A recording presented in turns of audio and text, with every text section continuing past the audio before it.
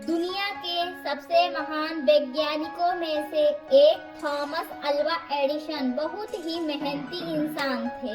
Thomas Alva Edison का जन्म 11 फरवरी 1847 को हुआ था और मृत्यु 18 अक्टूबर 1931 को हुई थी।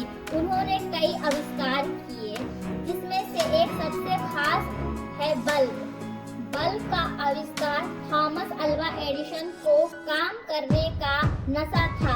वे एक बार अपनी प्रयोगशाला में घुस जाते थे तो बाहर नहीं निकलते थे। उनकी इस आदत से उनकी पत्नी बहुत चिड़ी सी रहती थी। एक बार तो एडिसन कई दिनों तक अपनी प्रयोगशाला से बाहर निकलने का नाम ही नहीं ले रहे थे।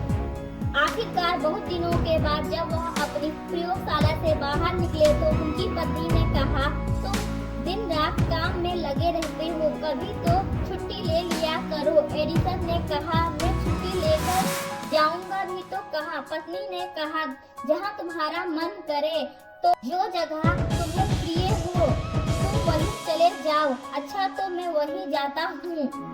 यह कहकर एडिसन फिर अपनी प्रयोगशाला में घुस गए। तभी एडिसन को खबर मिली कि उनके कारखाने में भयंकर आग लग गई है। जीवन भर की उनकी कमाई नष्ट हो गई है। दुर्घटना के बारे में सुनकर उनका बेटा चार्ल्स दौड़ा हुआ वहां पहुंचा। उसने देखा कि उसके पिता एक कोने में खड़े हैं। जाड़े की ठंड में हवा से उनके बाल लहरा रहे हैं।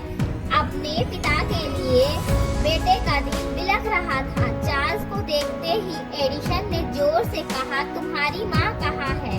उन्हें बुलाकर लाओ। यह चीजें उसे जीते जी कभी देखने को नहीं मिलने वाली।